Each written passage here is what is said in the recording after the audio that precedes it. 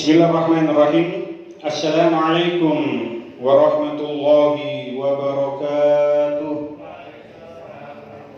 Al-Fatihah ila hadratin Nabi Mustafa Muhammadin sallallahu alaihi wasallam wa ila alihi wa sahbihi wa dzurriyyatihi wa ahli baitil kiram wa ila jamil anbiya'i wal mursalin wa ila jamil malaikati wal muqarrabin wa ila jamil tabi'in wa tabi'it tabi'in wa ila jamil ulama'illah wal awliya'illah inama kanu wa ila jamil muhaddisin wal mufassirin khususan Syekh Imam At-Tabari wa Syekh Muhammad Al-Qurtubi wa Syekh Imam Ibnu Katsir wa Syekh Jalaluddin Al-Mahalli wa Syekh Jalaluddin As-Suyuti wa Syekh Fakhruddin Ar-Razi wa Syekh Imam Ahmad Asy-Syaukani wa Syekh Abdul Qadir Al-Jilani wa Syekh Muhammad Asy-Syawi wa Syekh Sayyid Mahmud Al-Alusi wa Syekh Muhammad Ali Asy-Syabuni wa Syekh Mutawalli Asy-Sya'rawi wa Syekh Wahbah Az-Zuhaili wa Syekh Muhammad bin Umar Nawawi Al-Bantani wa Syekh Muhammad Quraisyhab wa khususan ila sahibi kitab Al-Idris Syekh Bisri Mustafa Rembang wa ila jami'i masyayikhina wa mu'allimina wa ila jami'il hukukun alaina wa ila jami'il mu'minina wal mu'minat wal muslimina wal muslimat syai'ul ilaihumul Fatihah.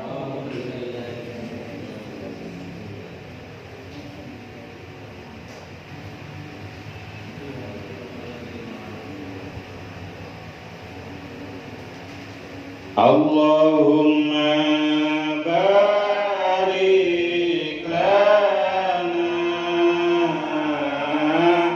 fi Rajab wa Sya'ban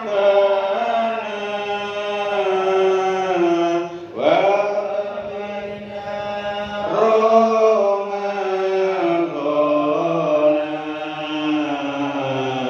waghfir lana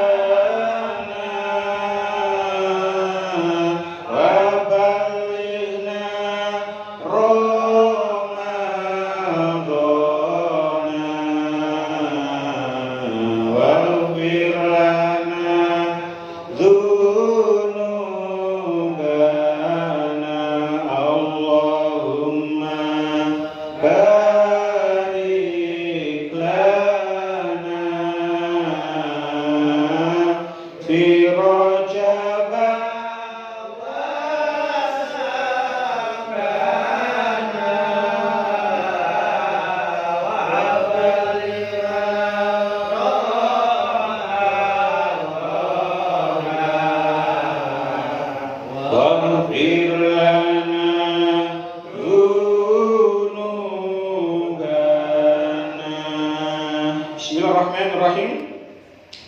Kita mulai surah Al-Baqarah ayat 186. Qala Allah Ta'ala fil Qur'anil Karim. A'udzu billahi minasy syaithanir rajim. Bismillahirrahmanirrahim. Wa idza sa'alaka 'ibadi 'anni fa inni qarib ujibu da'watad da'i idza da'ani falyastajibu li wal yu'minu bi la'allahum yarshudun. Wa idza sa'alaka lan nalikane padha takon ka ing sira niki maksudnya Kanjeng Nabi Muhammad, sapa ibadi pira-pira kawula ingsun takon anni saking ingsun fa inni mongko setuhune ingsun iku qaribun parek ujibu nyembadani sapa ingsun dakwatad da'i ing dungane wong kang ndonga iza da'ani nalikane ndonga sapa ad-da'i ni ing ingsun fal yastajibu mongko padha amrih kesempatan sapa ibadi limarang ingsun wal yu'minu lan supaya padha iman sapa ibadi bi kelawan ingsun la'allahum supaya ana sapa ibadi iku yang resuduna padha pinter-pinter sapa ibadi. Kita waos caripun 186. Gusti Rasulullah sallallahu alaihi wasallam disuwuni keterangan Gusti Allah Ta'ala punika caket punapa tebih. Gusti Allah Ta'ala nuli nurunaken ayat kang surasane arikala kawula ingsun takon marang sira ketika ibu menawa kawula ingsun hamba saya tatkala arikala kawula ingsun takon marang sira saking adoh apa parek ingsun kang danana yen ingsun iku parek ateges tansah mirsani ingsun nyembadani penyuwune wong kang nyuwun arikala nyuwun tatkala meminta. Mulane para kawula kudu padha nyembadani taat marang ingsun lan supaya padha iman marang ingsun supaya para kawula padha oleh pituduh. Kita terjemah. Wa idza sa'alaka, dan apabila bertanya kepadamu ibadi hamba-hambaku anni tentang aku, fa inni maka sesungguhnya aku qarib dekat. Uji da'wat da'i, aku mengabulkan permohonan orang yang berdoa. Iza da'ani, apabila dia memohon kepadaku. Fal yastajibu, maka hendaklah mereka itu memenuhi segala perintahku. Fal yastajibu li, maka hendaklah mereka itu memenuhi segala perintahku. Wal yu'minu bi, dan hendaklah mereka beriman kepadaku. La'allahum yarshudun, supaya mereka menjadi orang yang benar. Ayat niki sampun populer, ampun populer, bahkan insyaallah kula panjenengan sedaya sampun hafal kali ayat niki. Kalaupun tidak hafal, kula yakin kula kali panjenengan sampun paham kali maknane, semerat kali maknane. Apabila ada yang bertanya, apabila hambaku dan apabila hamba-hambaku bertanya kepadaku tentang aku, maka jawablah bahwasanya aku itu dekat. Pun apal kabeh, artinya pun apal insyaallah. Karena kita memang sering mendengar ayat ini digunakan oleh ceramah-ceramah di beberapa tempat, di beberapa keadaan saged damel keadaan napa mawon saged ayat niki. Sering kita mendengar ayat niki, bahkan kita sudah hafal ayatnya dan tahu artinya. Tapi insya Allah di antara kula kali panjenengan belum ada yang menyadari kalau ayat ini ditaruh setelah puasa. Bahkan ayat ini terletak di antara ayat yang membahas tentang puasa. Sebab napa? 3 ayat sebelum niki, ayat 183, ayat 183 niku sudah membahas tentang puasa. 184 puasa, 185 puasa. Pantun 186 membahas tentang doa. 187 ayat selanjutnya itu membahas tentang puasa lagi. Jadi kita mungkin sering mendengar ayat ini, tapi kita tidak pernah menyadari kalau ayat ini letaknya di antara ayat yang membahas tentang puasa. Nah, ayat ini mungkin kalau ceritaan kan sebabun nuzulnya dikuatkan. Kita hanya mendengar mungkin di mubalek ceramah di sekedar seadanya mawon. Niki insya Allah buatan sakit satu pertemuan, insya Allah 2 kali pertemuan ini. Kata ini, ayat ini diawali dengan wa dan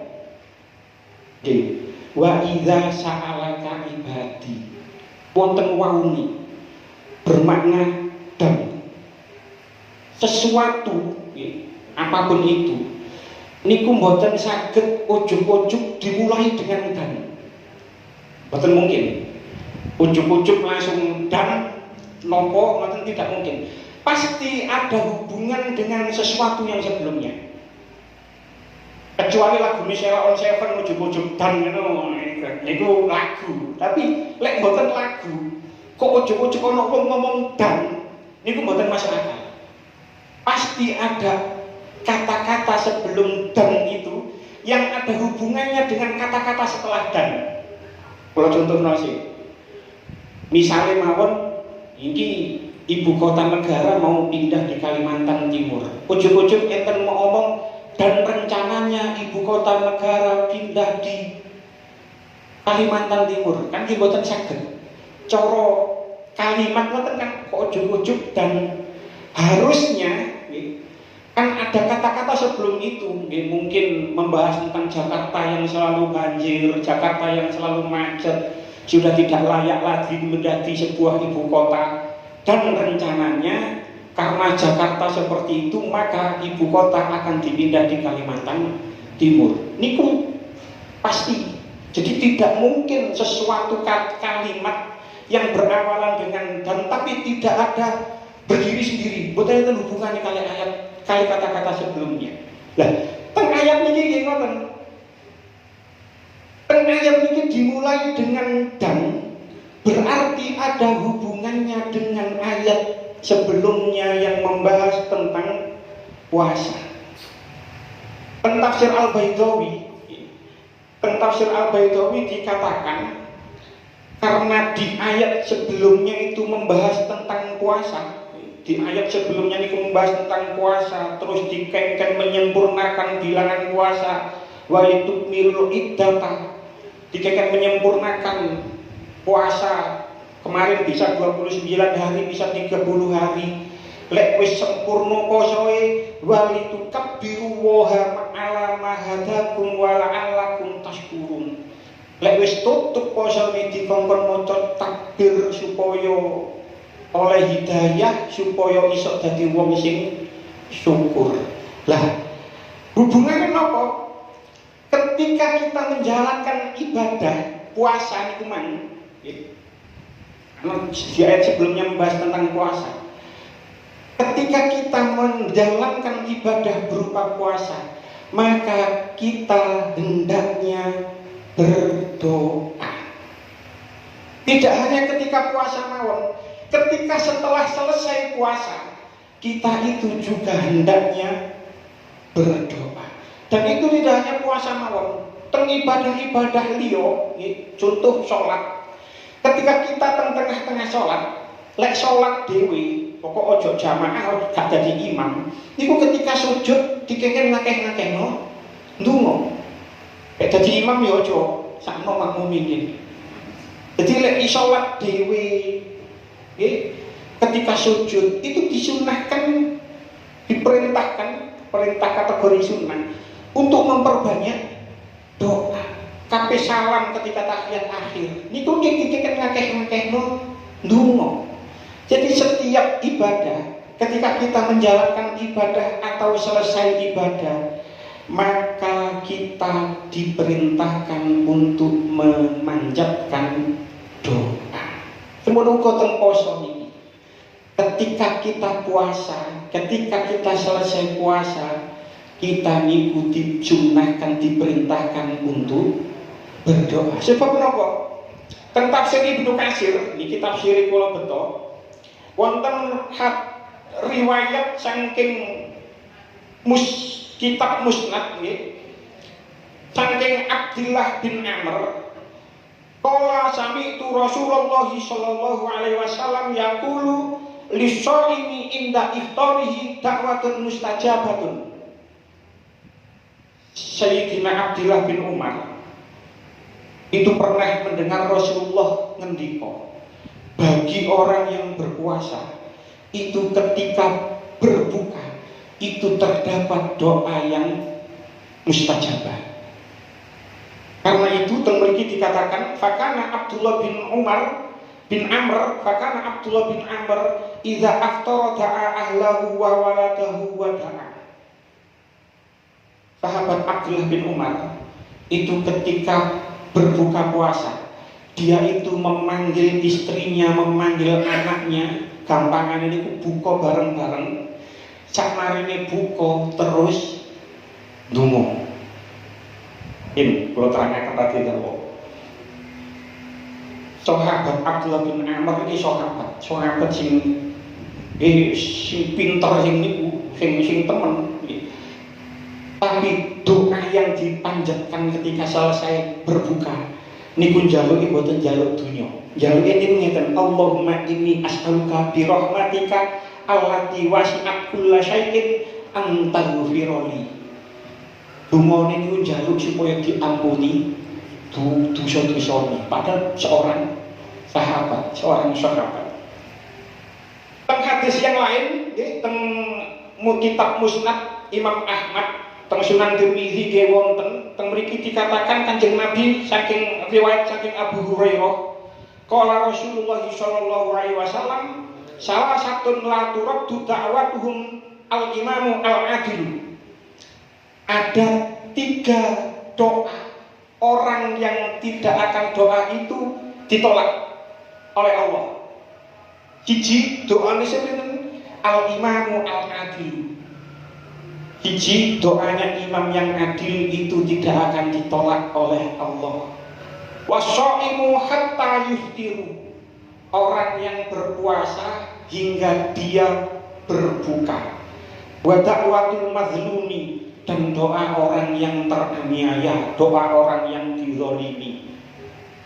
Jadi ada 3 terus Kanjeng Nabi, ada 3 doa orang yang mana orang tersebut kalau berdoa tidak akan ditolak oleh Allah. Satu adalah doa imam yang adil, pemimpin yang adil, doa orang puasa sampai ketika dia berbuka, dan doa orang yang teraniaya. Yarfa'uha Allahu dunal ghamami yaumal qiyamati. Allah akan mengangkat doa orang itu di atas awan ketika hari kiamat. Wa tuftahulaha abwabus samai, dan Allah akan membukakan doa itu pintu-pintu langit. Wa yaqulu bi izzati la ansurannaka walau ba'dahin, dan Allah berkata, demi kemuliaanku aku pasti akan menolongmu walau ba'dahin, walaupun waktu itu telah berlalu. Jadi lewat ayat ini kita bisa tarik beberapa kesimpulan. Satu, orang yang berpuasa itu hendaknya memperbanyak doanya. Bukan hanya poso Ramadan, poso Ramadan. Itu hendaknya memperbanyak doa ketika dia berpuasa. Terus nomor kali, doa berbuka puasa itu dilakukan setelah berbuka. Sama nikmatnya. Jadi ketika kula kali panjenengan biasa donga buka puasa, Allahumma laka sumtu wa bika amantu. Sakjane nggih menurut nggih berdasarkan hadis dan berdasarkan kitab-kitab fikih, teng Fathul Mu'in, teng I'anatul Talibin, niku dikatakan doa berbuka puasa itu diucapkan setelah selesai makan. Boten mari azan terus Allahumma laka sumtu mari baru mangan. Nggih gak apa-apa, umpama ngono nggih boten napa-napa. Maksude nggih boten dosa, boten napa. Tapi sing pas, sing afdol, sing bener nggih, itu doa berbuka puasa diucapkan ketika setelah selesai berbuka. Dan lewat keterangan hadis niki man nggih, karena ini Ramadan hanya kurang beberapa hari saja, kurang 50 sekian hari mawon. Lek buka nggih, berdasarkan cerita Abdullah bin Umar ni Amr niku mang. Lek buka niku hendaknya lek pancen buka nang omah, anak bojone dijak kabeh buka bareng. Lek pancen nang musala ya buka bareng nang gone musala. Engken buka bareng mari mangan baru donga. Nggih donga ya apa malah kasuntu niku to dabat zamaku. Sakmene donga niku minta apa saja yang kita panjatkan, yang kita butuhkan. Jadi mboten hanya Allahumma laka sumtu niku mantok. Sayyidina Abdullah bin Amr jaluk pengapurane Allah. Karena kula kali panjenengan derajate gurung sampai sedhuwur iku, njaluk dunya ya gak apa-apa wong njaluk.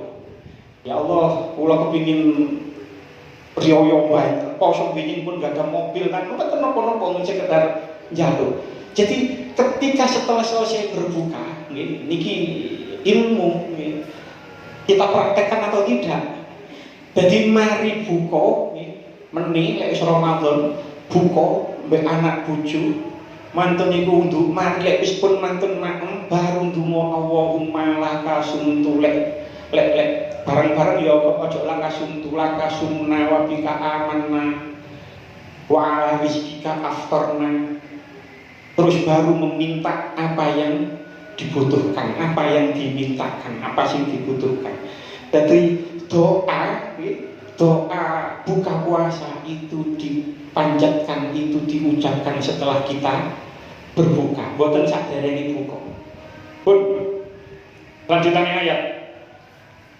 Niki tasik bahas tentang waktu nih. Durung terusane idza sa'alaka. Tasik bahas tentang waktu nih. Jadi waktu mriki memang ada hubungannya dengan ayat-ayat sebelumnya.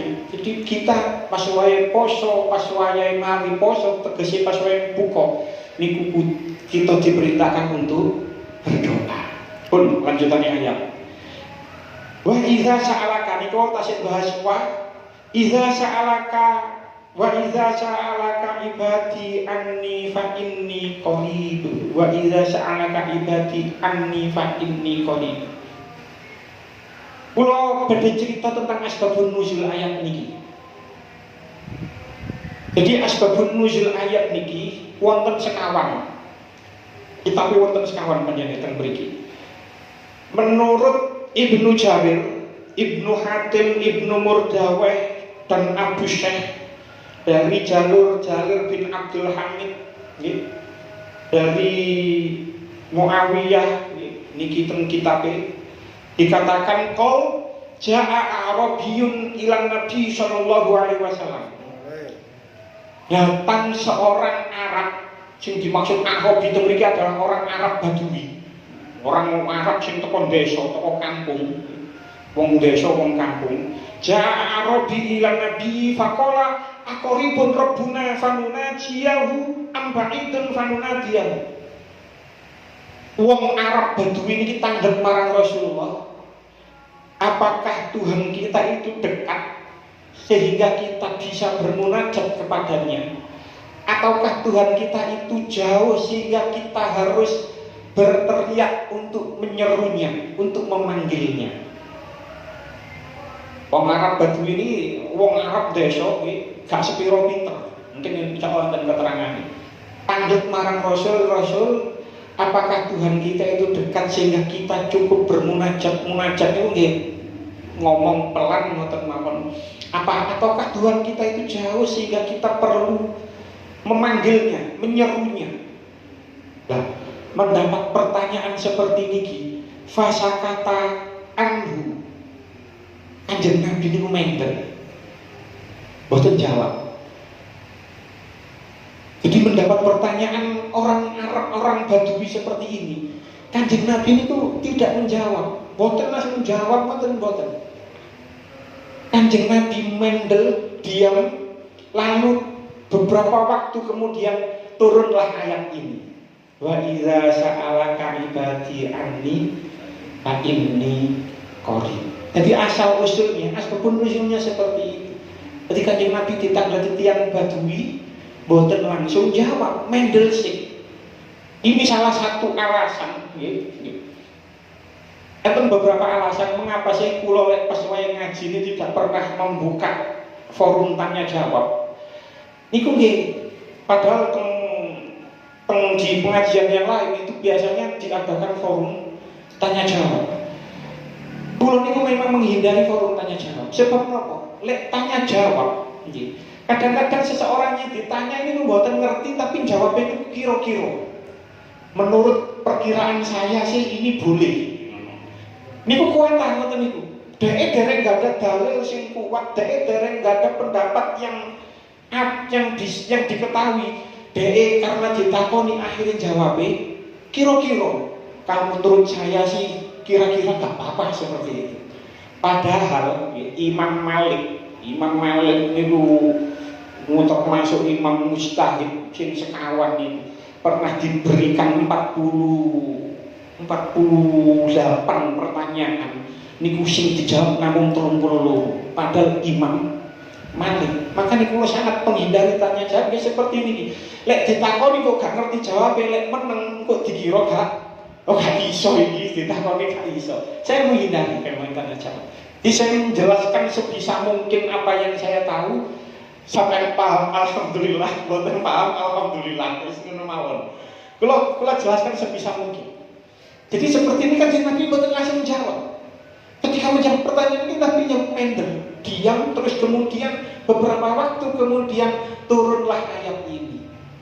Itu yang pertama. Yang kedua, pendapat saking Abdul Razak dari Imam Hasan. Qala sa'ala ashabu Rasulillah sallallahu alaihi wasallam ainu rabbuna fa anzalallahu fa wa idza sa'alaka ibadi anni fa inni qarib. Ada seseorang, ada beberapa sahabat yang bertanya kepada Rasul, bertanyanya aina rabbuna, di mana Tuhan kita? Maka kemudian turunlah ayat ini. Niku yang pendapat yang kedua. Pendapat yang ketiga, riwayat saking Ibnu Asakir saking Ali. Menurut pendapat Ibnu Asakir dari Sayyidina Ali, qala Rasulullah sallallahu alaihi wasallam la ta'juzu anid du'a fa innallaha anzala alayya ud'uuni astajib lakum. Kanjeng Nabi niku nggih Kanjeng Nabi niku pernah sanjang, jangan kalian berkecil hati dengan doa kalian. Sebab nopo? Nah, Allah sudah menurunkan ayat teng surah Al-Mu'min ayat swidak. Teng surah Al-Mu'min ayat swidak Allah dawuh ud'uni astajib lakum. Ud'uni astajib lakum. Doalah kepadaku astajib lakum, maka pasti aku akan mengabulkan terhadapmu permintaanmu. Terus lajeng ada kenapa sahabat itu tadi, sahabat ada yang bertanya, faqala rajulun ya Rasulullah Rabbuna yasma'ud du'a am kaifa dzalik? Ya Rasulullah, apakah Tuhan kita mendengar doa kita atau bagaimana? Terus turunlah ayat ini. Itu pendapat yang ketiga. Fakta asbabun nuzul. Yang terakhir, yang keempat, pendapat dari Ibnu Jarir, tapi ini kiri jalan dari Atok bin Abi Robah. Annahu balaghahu lamma nazalat wa qala rabbukum ud'uni astajib lakum. Ketika ayat swidak surah Al-Mu'min itu turun, terus sahabat itu tanglet, qalu la na'lamu ayyu sa'atin nad'u. Sahabat itu tanglet, sahabat tidak mengetahui kapan waktu yang tepat untuk berdoa. Kapan waktu yang tepat untuk berdoa.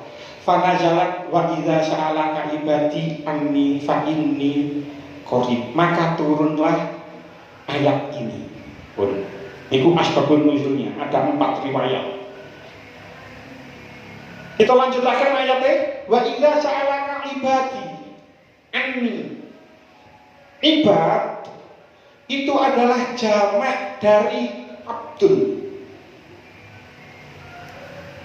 hamba. Ibad berarti hamba-hamba. Makanya wa idza sa'alaka ibadi, dan tatkala hamba-hambaku, maknanya hamba-hamba, karena itu adalah jamak dari abdul. Bahasa Arab nih, selain ibad itu saged abid, ain ba ya dal, niku sami-sami jamak dari kata abdul, sama-sama jamak dari kata abdul. ibad iku ya hamba-hamba, abid iku ya hamba-hamba. Tapi beda makna dan penggunaannya. Jadi abdun niku kan bermakna hamba. Biyen itu ada budak nih, abdun, ada budak yang kita bisa menyebut hamba sahaya. Seorang budak, seorang hamba sahaya itu dikuasai oleh tuannya, oleh majikannya. Zaman dia ketika masih berlaku sistem perbudakan, budak itu dikeken nopo mawon kudu niku, kudu nurut marang tuannya, sing duwe. Dan budak ini bisa diperjualbelikan dulu. Jadi budak itu harus tunduk kepada tuannya. Begitu juga teng mriki ibad kali abid. Abdun mufradnya itu berarti seorang hamba itu harus tunduk kepada Allah. Harus tunduk marang Allah. Tapi ketika dijamakkan oleh abid itu semua hamba. Jenenge semua manusia niku nggih ana sing tunduk, ana sing mboten. Jenenge menungso masih budak-budak kan yo gak kabeh tunduk, ana sing beling, ana sing belunak marang juragani. Ada.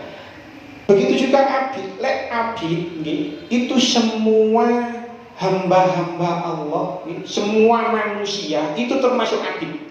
Baik itu Islam ataupun kafir, niku termasuk abid. Tapi lek ibad itu hanya khusus kepada hamba-hambanya Allah yang taat kepada Allah dan ikhlas menjalankan perintah-perintah Allah dan menjauhi larangan-larangan Allah.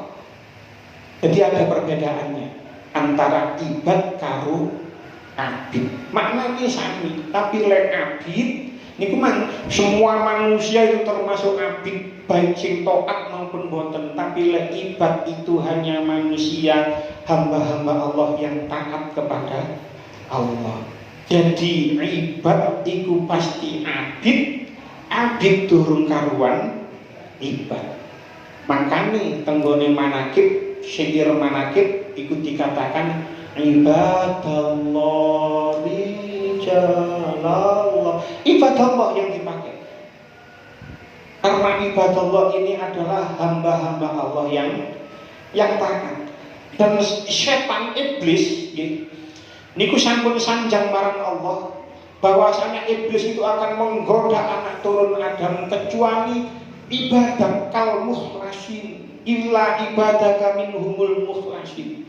Ibad yang disebut itu ibad. Jadi lek ibad nggih, lek wis kategorinya sudah ibad, iku wis gak iso diganggu iblis. Teng surah Shad nggih, ayat 82 ayat 83 niku Gusti Allah dawuh qala fa bi izzatika la uhwiyannahum ajmain illa ibadaka minhumul mukhlasin. Qala ngomong sapa iblis fa bi izzatika, maka demi kemuliaanmu. Iblis itu nggih lek sumpah niku nggih atas nama kekuasaan Allah, kemuliaan Allah. Fa bi izzatika, maka demi kemuliaanmu la uhwiyannahum ajmain. Yakti saya akan benar-benar menyesatkan mereka semua, manusia semua. Itu iblis itu pun bersumpah. Bersumpahnya atas nama Allah, kemuliaan Allah.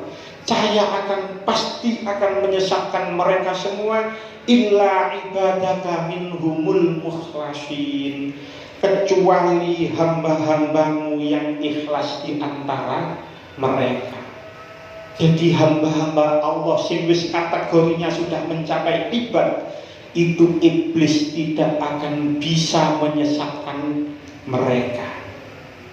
Pertanyaannya, awak dhewe iki wis termasuk ibad apa cik abid? Lek ibad wis gak iso disesatno, tapi kira-kira ya cik abid, abot derajat ibad niki. Pun jadi yang dimaksud di ayat ini adalah ibad. Ibad itu hamba-hamba Allah yang taat, yang ikhlas menjalankan perintahnya, ikhlas menjauhi larangan-larangannya. Karena yang disebut di sini adalah ibad. Apabila hamba-hambaku yang bertanya kepadamu tentang aku, wa idza sa'alaka ibadi anni fa inni qarib, maka sesungguhnya aku dekat. Pertanyaannya, apakah Allah itu dekat kepada semua manusia? Tidak. Allah hanya dekat kepada mereka hamba-hambanya yang dekat. Jadi Allah itu namun hidup kepada hamba-hambanya yang mau mendekat kepadanya. Jadi Allah, jadi hamba-hamba yang taat kepada Allah dan ikhlas menjalankan segala perintahnya dan menjauhi segala larangannya, itulah yang Allah dekat kepada mereka. Nah, pengayat niki itu tidak disebut kul. Dengan niki rotok angel panjang memahami ayat niki. Wa idza sa'alaka ibadi anni fa inni qarib. Tidak ada kata kul. Fakul inni qarib. Padahal lek jenengan tingali teng ayat 189 halaman selanjutnya nggih. Teng mriku Gusti Allah dawuh yas'alunaka 'anil ahillah kul wonten kule. Yas'alunaka 'anil ahillah kul hiya mawaqitu lin-nasi wal hajj. Teng ayat 189 wonten kule bermakna katakanlah. Tapi teng ayat 186 iki gak ono kule. Gak ono katakanlah. Padahal pertanyaannya itu sama-sama menggunakan perantara. Kalau balik panjang niki rada angel ngaji ayat niki. Ayat 186 kali ayat 189 itu bertanyanya itu sama-sama menggunakan perantara. Jangan tinggali ayat 189 yas'alunaka 'anil ahillah kul hiya mawaqitu lin-nasi wal hajj. Mereka bertanya kepadamu tentang bulan sabit. Mereka bertanya kepadamu, ini untuk memberikan Nabi Muhammad tentang bulan sabit, anil ahillah. Terus kenapa Gusti Allah dawuh kul hiya mawaqitu lin-nasi wal hajj. Katakanlah bulan sabit itu adalah tanda-tanda waktu bagi manusia dan waktu ibadah haji. Sama-sama menggunakan perantara. Tapi sing 186 gak ono kule, tapi sing 189 ono kule. Jadi ngeten, nek sampeyan enten sing dereng paham.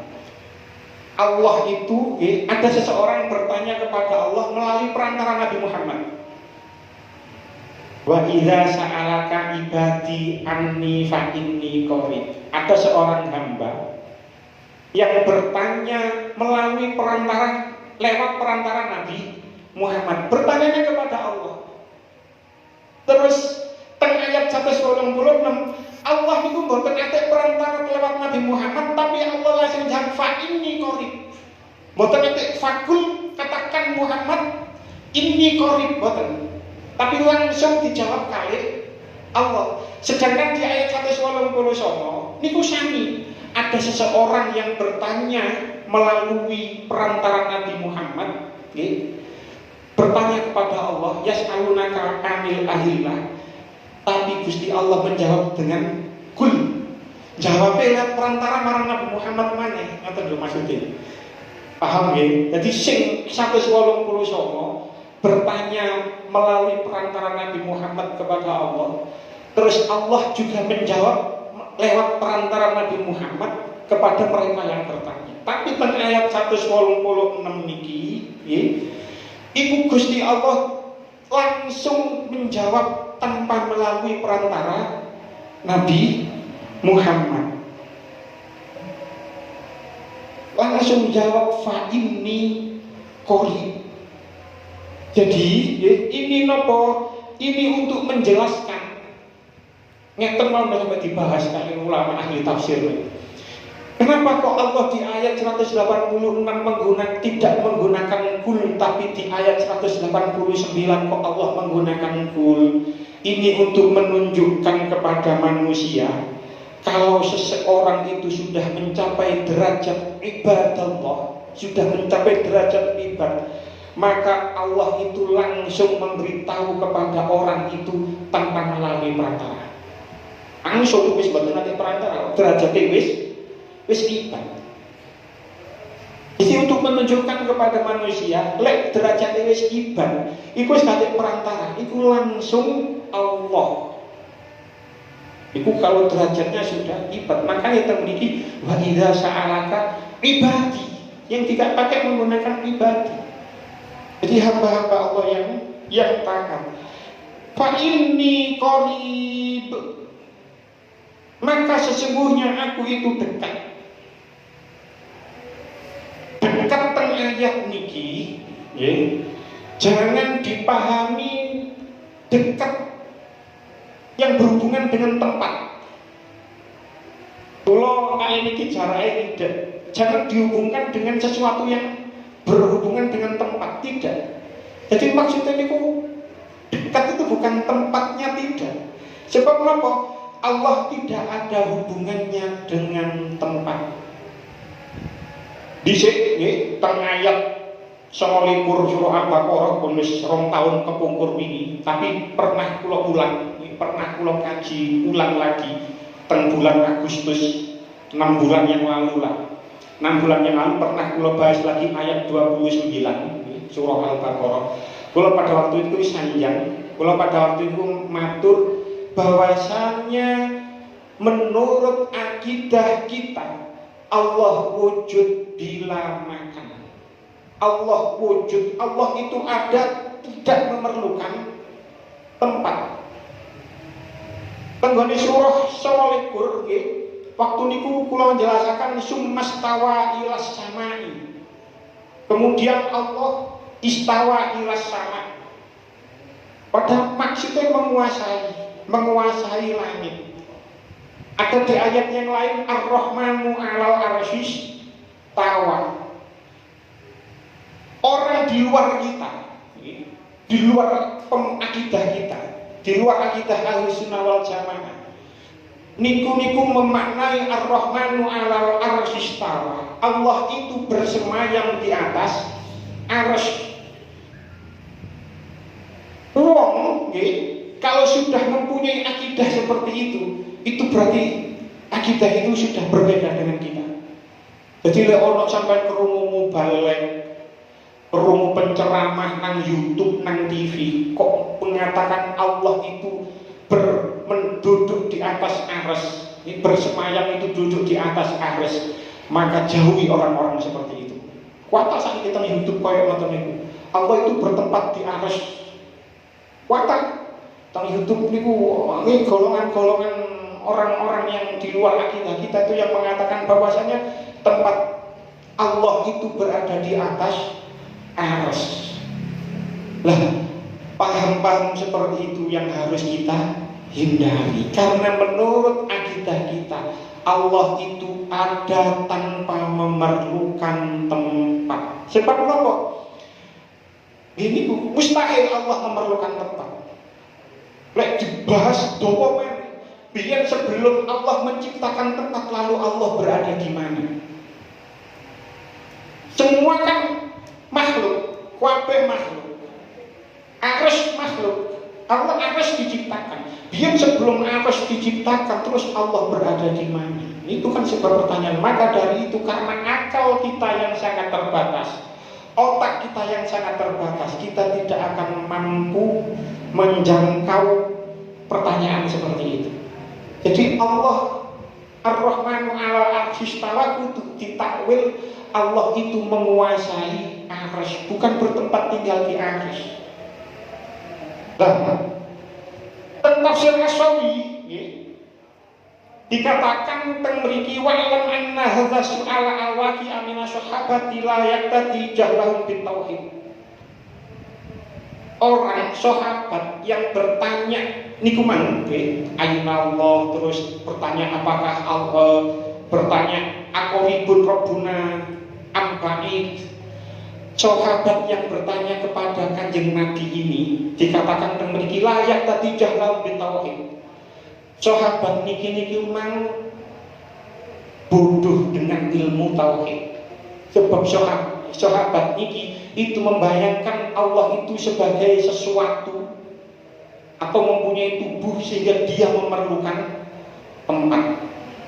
Jadi dikatakan tentang sahabat sing takon ini memang sahabat yang bodoh tentang ilmu tauhid. Sahabat kok bodoh? Gak kabeh sahabat niku pinter kaya Sayyidina Abu Bakar. Gak kabeh sahabat kaya Sayyidina Umar, gak kabeh sahabat kaya Sayyidina Utsman. Gak kabeh sahabat niku pinter. Boten. Wonten memang orang sahabat-sahabat yang dari kelompok Arab Badui, wong-wong Arab sing teko desa, niku gak pinter panjenengan, bodoh. Tapi Mas yo bodoh, Mas yo gak pinter, tapi ya apa tetep sahabate Nabi. Dan dia termasuk ibadah. Mas yo gak pinter, tapi dhek niku temen. Dhek niku ikhlas.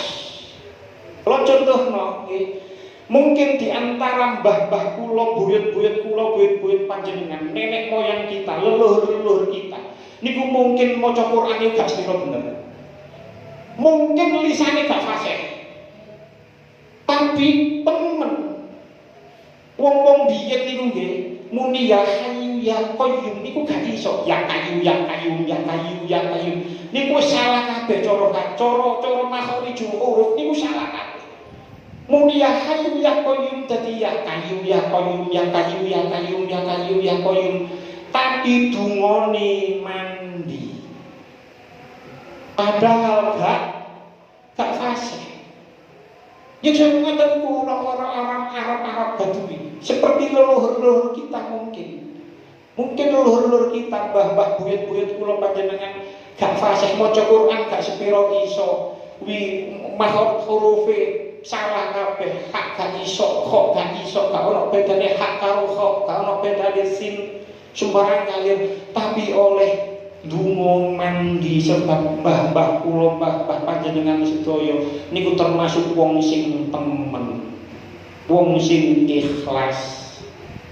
Kula kali panjenengan mungkin wis pinter kabeh maca Quran, mungkin wis fasih kabeh, tapi dungane gak ono sing mandi. Sebab gak ono sing ikhlas. Mungkin nglakoni ibadah ya rada kepeksa iku sange diwajibno gak wajib ngono kan. Gak sembahyang subuh aku sange diwajibno gak ikhlas.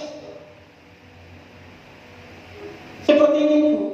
Jadi kita harus dungo ya Hayyu ya Qayyum. Kowe wis Qayyum bi rahmatika astaghits. Tapi wis kaya ngono ndonga gak mandi-mandi. Ngene iku mang sebab kita itu bukan hamba yang taat wis bener, bukan hamba yang ikhlas seperti halnya nenek moyang kita dulu. Jadi orang-orang Arab Badui niki memang dia itu bodoh terhadap ilmu tauhid. Tapi memang sama dhek bodoh, tapi dhek niku termasuk hamba yang sing temen, hamba yang ikhlas, hamba yang ikhlas. Jadi qorib di ayat niki jangan dimaknai tempat. Sebab napa? Tenggone tafsir Asyawi dikatakan li annallaha munazzahun 'anil qurbi wal bu'di. Sebab Allah itu disucikan dari sifat dekat ataupun jauh. Kenapa? Al-hissiyina yang berupa panca indera. Jadi dekat jauh ini kan berdasarkan panca indera. Li annahuma min sifatil hawadis wa huwa munazzahun anha. Karena dekat dan jauh itu adalah sifat makhluk, sifat hawadis, makhluk sing anyar teko. Dan Allah itu disucikan dari sifat-sifat makhluk. Allah itu laisa kamitslihi syai'un, tidak serupa dengan makhluknya sekecil apapun boten enten sing padha. Jadi kalau ada orang membayangkan Allah seperti ini pasti salah. Jadi makanya ini rotok angel ini, rotok angel nerangno ini. Tapi insya Allah kalau sudah berusaha menyampaikan sebisa mungkin. Jangan ketika mendengar ceramah, wa idza sa'alaka ibadi anni fa inni qarib, mungkin tidak sedetail ini. Wis pokoke Allah itu ide ndonga kan mek ngoten to. Tapi ini memang kula terangno sebisa mungkin. Makhluk asbabun nuzulnya keempat-empatnya saya sampaikan. Dan qorib di ayat ini ulama berbeda pendapat. Jadi jangan dimaknai dekat seperti itu. Pentafsir Al-Qurtubi dikatakan qorib ini bil ilmi, dengan ilmu. Jadi Allah itu menguasai hamba-hambanya yang ikhlas. Tanda dekatnya Allah dengan hamba-hambanya yang ikhlas, Allah itu mengetahui apapun keadaannya hamba-hambanya yang ikhlas. Allah itu mengetahui. Kita nih, kalau mempunyai teman dekat, mempunyai seseorang yang teman dekat, kene ini pasti ngerti koncoe kene itu kebiasaannya ya opo, senengane opo. Lek kene gak ngerti kebiasaannya opo, senengane opo, berarti kita belum dekat dengan teman kita. Tapi lek wis ngerti sembarang kali, berarti kita termasuk teman dekat. Lah Allah itu mengetahui bil ilmi. Qorib itu bil ilmi. Jadi Allah itu mengetahui dengan ilmunya keadaan-keadaan hamba-hambanya yang soleh. Pengguna tafsir Al-Qurtubi juga dikatakan, bisa dikatakan wakilah bil ijabah, dengan mengijabahi. Jadi Allah itu dekat dalam hal apa? Mengijabahi doa-doa hamba-hambanya yang taat, yang ikhlas. Kulo kali panjenengan gak ada konco kental, gak ada teman dekat. Kalau teman dekat kita meminta kepada kita, apapun itu permintaannya kita pasti akan kabulkan. Terus duwe konco akrab, si aku utang duwe 1 juta, aku untuk jalur duwe 100.000. Kalau kita memang benar-benar dekat, kita akan mengabulkan apapun permintaannya. Kalau sepanjang benar-benar itu, semua uga Allah. Allah itu karena dekat dengan hambanya, maka apapun permintaan hambanya itu diijabahi oleh Allah. Ada yang berpendapat birrahmah, dengan rahmat. Jadi Allah itu merahmati apapun keadaan orang yang dekat dengan Allah. Keluarganya dirahmati, hartanya juga dirahmati, masyarakatnya juga dirahmati. Dan ada yang berpendapat qoribun min awliya'i bil idzali wal in'ami, dekat dari para wali Allah dengan memberikan karunia dan kenikmatan. Boten dijelaskan ya apa maksudnya min awliya'i, tapi kula boten saged nerangno lebih jauh sing masalah niki wakilah qoribun min awliya'i bil idzali wal in'ami. Tapi karena ini sudah menjelang Sya'ban, menjelang badhe 4 minggu, gak sampai 4 minggu. Jadi kita tuh pun kula aturaken bahwasanya tanggal 26 Februari badhe ngadakan ziarah. Kita berusaha mendekat kepada wali-wali Allah. Kita berusaha mendekat kepada wali-wali Allah. Kita badhe sowan teng ziarah teng wali-wali Allah dengan tujuan apa? Mendekat kepada wali Allah agar permintaan hajat kita dikabulkan oleh Allah. Sing kepingin tumut jaler estri saged, bapak-bapak saged tumut, ibu-ibu saged tumut 26 Februari. Paling boten kula suwun 2 minggu sebelum berangkat atau paling lambat 1 minggu sebelum berangkat sampun didata supaya kita saged ngatur bisi. Pun cekap semanten. Lanjutannya ayat kita terangkan pertemuan selanjutnya. Mugi-mugi tadi keterangan manfaat. Bismillahirrahmanirrahim. Wassalamualaikum warahmatullahi wabarakatuh. Alhamdulillahirabbil alamin. Allahumma shalli ala sayyidina Muhammadin sholatan tatma'innu biha qulubuna wa tanfa'u biha ulumuna wa taqdi biha hawaijina wa tarfa'u biha darajatina wa tahdi biha qaumana wa tukhrishu biha qulubana wa tulhimuna biha uluma ladunni wa tukrimuna biha bi sa'adati wal karamati ma'a dzurriyyatina wa tuksir biha amwalana wa ashabana wa talamidana wa asba'ana wa dhiyafana فترزقنا اللهم تمام نعمتك وتمام رحمتك وتمام رضوانك وصل وسلم وبارك على شوقي عدد ما خلقت ورزقت وأمت وأحييت إلى يوم تشر في الخلق أجمعين والحمد لله رب العالمين. اللهم بارك لنا في رجب وشعبان وبلغنا رمضان. اللهم بارك لنا في رجب وشعبان وبلغنا رمضان. اللهم بارك لنا في رجب وشعبان وبلغنا رمضان. ربنا آتنا في الدنيا حسنة وفي الآخرة حسنة وقنا عذاب النار. وصلى الله على سيدنا محمد النبي الأمي وعلى آله وصحبه وسلم والحمد لله رب العالمين. والسلام عليكم ورحمة الله وبركاته.